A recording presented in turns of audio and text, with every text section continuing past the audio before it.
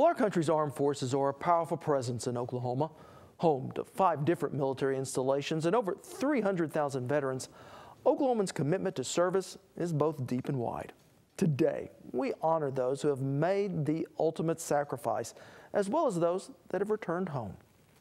Well, like many warriors that have witnessed war firsthand, Charles Migliorino was happy to let those memories fade into the past. But when his wife of 40-plus years found some forgotten audio tapes, he knew he had a final mission to complete. We begin today with a Marine's love story. I got this steak for our anniversary tonight. It's dinner time for Alice and Charles Migliorino. With a lot of butter. Nothing fancy, even if tonight is their 43rd anniversary. Inseparable through the years, they met in college. Alice, a homecoming queen, and Charles, the big man on campus and on the court. And I did real well at Murray. I was 6th highest scorer in the nation in junior college.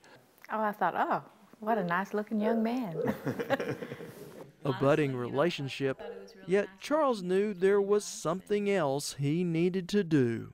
I was in the dormitory, and there was Life magazine, and it was a story about some soldiers. They weren't Marines, they were soldiers. And the officer, who was a 22-year-old officer, had called artillery in on them because they were basically being surrounded and engulfed by North Vietnamese. The story mentioned, 18, 19-year-olds. And here I am, 17 years old, almost 18 years old, and I'm just sitting in a dormitory waiting to go to a class and then waiting for basketball practice. And I figured this is just not what I want to do. So Charles joins the Marines, off to boot camp at Parris Island, with his love back in Oklahoma. After he joined, he wrote me a letter and he asked me if I'd marry him. I said, sure, and he went out and bought me a ring, and that was that. Had it delivered. Had it delivered. It came in the mail. Little time for romance when you're heading off to Vietnam. We came over on very heavy stateside utilities, which really weren't practical in that kind of environment. One thing I had a problem with was boots. I have a large foot, and they didn't have that size. So they told me to look in this huge box to see if I could find something that would fit. I didn't realize that the box that I got the boots out of was a medevac box. These are boots and other clothes that are taken off guys that were wounded or killed. Just the first of the harsh realities of being a Marine in 1968. Shipped to the front lines, Charles found himself along the infamous DMZ. We were surrounded by North Vietnamese everywhere. During the time when I first got over there, it was raining quite a bit. It was hot and cold. You were issued field jackets because not only was it real hot, it would get cold enough and wet enough to where you wear a field jacket. And it was here he became friends with the old man of the platoon, Mike Ferraro. Mike and I were good friends. Mike was, in January of 1968, he turned 21. And I was just fixing to turn 19 in February. I would be 19 in February. He was an older guy. And he had been over there a little longer than me. But he had a fantastic sense of humor. He'd make fun of everything, or he was the kind of guy that was always joking around and always the lighter side of stuff. And he was kind of a clown, but then you could learn a lot from him. I knew enough to know that. And we hung out a lot. We talked a lot. About life and survival in a land so far away from home. Letters were very important things. Letters are the things that you wanted a lot of. You wanted to hear from somebody. You wanted to hear from somebody that you love. Like going back home, too. Yeah, it's like going back home. It's like being at home. But not all the boys' letters were welcome ones.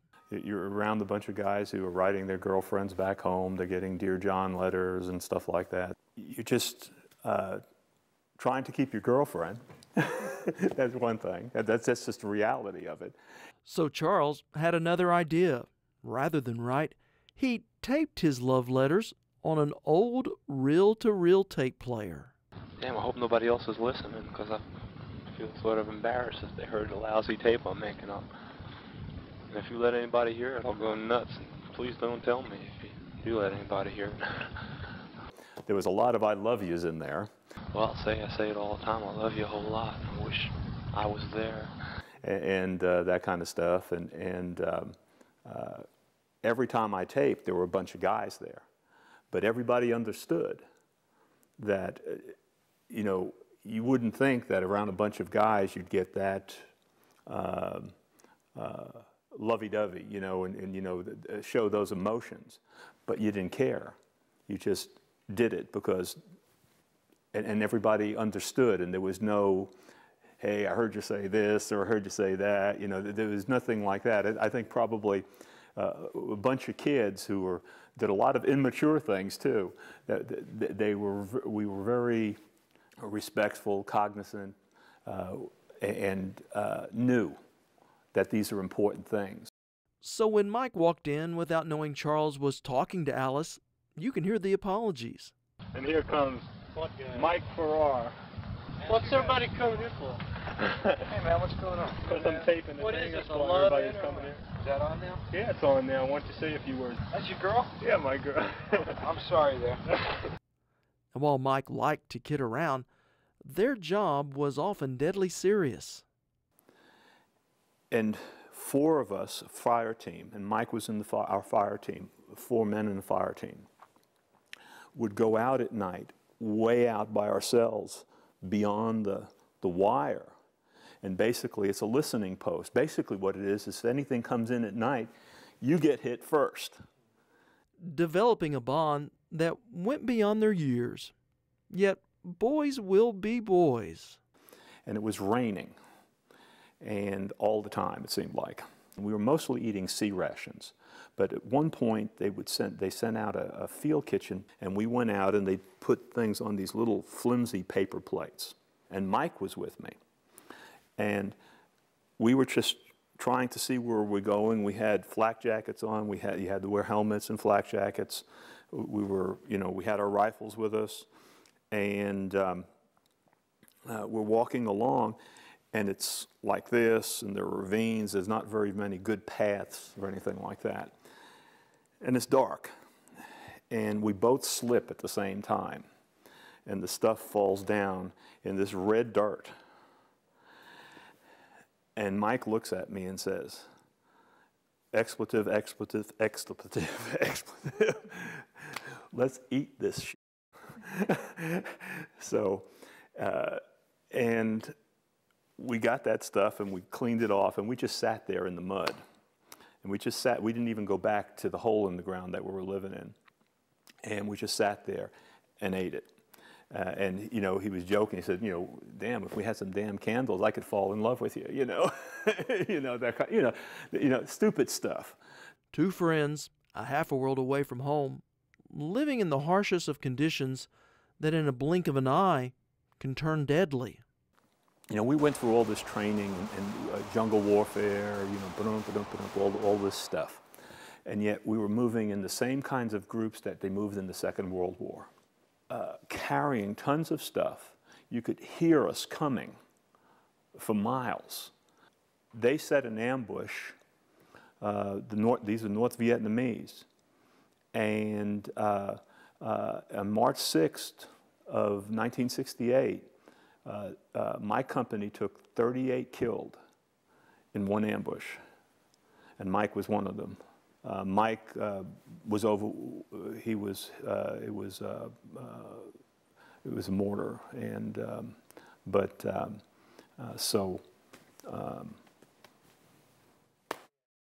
Charles survived that attack, but lost a buddy, carrying on to earn his own Purple Hearts. The one time I was wounded in the legs, well, there were two guys behind me, and the mortar came in, and I caught shrapnel in the back of my legs, but they caught the big pieces of shrapnel. When I got hit in the head, I was in a hole, and I was trying to see where the mortar that was shooting at us, you could hear a thump, and, but if you're down in your hole, you can't see a flash, or you can't, see anything. So I lifted up, and one of the thumps that I didn't hear hit the ground, and I caught a piece, in the head, in the front of my head. I've seen people that had been hit before, and people, a lot of the time they don't know how bad they're hit, and you see them laying there and they're talking, and oh God, this is really, really, really bad. So the first thing I did is to see if the top of my head was still there, if the bone was still there, because I had seen people with the bone, knocked off that were still talking. And so it could have been a bigger piece, which could have killed me. So it's always that. It's always, you're just lucky. Or, or someone's looking over you. After his tour, Charles came home to Alice. They marry, start a family, teach school. Charles becomes an attorney, and now a judge. We pretty much just get on like nothing had ever happened. We had like a short little honeymoon phase. I took this purse out. And memories of Vietnam began to fade until Alice found an old purse, and inside, the reel-to-reel tapes Charles had made for her so long ago. And on these tapes, the voice of his friend Mike. And that's the red dirt. Of course, I was the only one who squared away. Of course, Riley tried to use Your boyfriend here has got to put his bolt back in his racket. So I had to just fight him all by myself. When I heard his voice and I heard what he was saying, I knew he had sisters. And, I knew he lived in Massapequa. And I said, and they haven't seen or heard of him, heard from him since 1968. So Charles has one last mission, to bring his buddy home. They just need to hear this. Okay, we're ready for a couple of interviews. Well, one interview anyway. Here's Mike Farrar, and he's going to give us his opinion, on Vietnam. For what it's worth. It ain't worth nothing. Well, let me tell him about the time I won the Medal of Honor. Oh yeah, tell him about the time you won the Medal of Honor, Farrar. Charles found Mike's sister and sent her the recordings. Hello? Pat? Yes. This is Charles, Pat. Charlie? Hi, Charles. Yeah. Recordings made with love that gave his sister a final reunion with a beloved brother. A gift I never expected to get, and yet to hear his voice after all these years, and also hear it over there in such a dark place, but how they could still joke, and my brother could still be joking, and talking with all that was going on. It just really I almost felt like, I'm getting a little emotional, that I was there, and just to hear his voice, but also knew he was with friends. Pat, Yes. Mike's sense of humor and all of that did something for me. And, the songs he'd make up about people, and, the little songs he'd make up, and about Riley, and those are things that were wonderful things for me. And like I told you, my grandkids and my son and my daughter and everybody will know about, they know about Mike. And they've heard the tapes. And so, without sounding corny, he's going to live with them. And then the other thing is, he's part of my life. And I'm not going to forget him. I forgot a lot of things, and I tried to forget a lot of things. And, okay? Yes. Sorry if I'm a little emotional. See, Well, I am. After all these years, it still comes back. But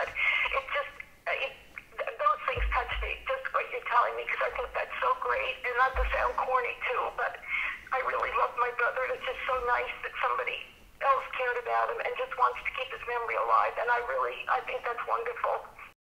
Myself now, the adult, I'm looking back at kids. That's what and you're listening to kids talk, teenagers talk about stuff, and trying to be as grown up as the situation warranted, but still kids. And that's what I hear when I listen to that. And I can't help, but think, it's a damn shame, that because they were all good people. But when Veterans Day gets here, I think about those guys and I thank them, and I miss them. And like many veterans, Charles's battle was not over when he left Vietnam. Within 6 years of his return home, he was diagnosed with Hodgkin's disease, an all too common cancer for those veterans exposed to Agent Orange. He battled and won that fight, and like he told us, tried to put the war behind him. But when the traveling Vietnam Memorial came to nearby Tishomingo, he found his friends' names on the wall and asked if he could spend the night there. One last patrol with the boys of his youth who made the ultimate sacrifice.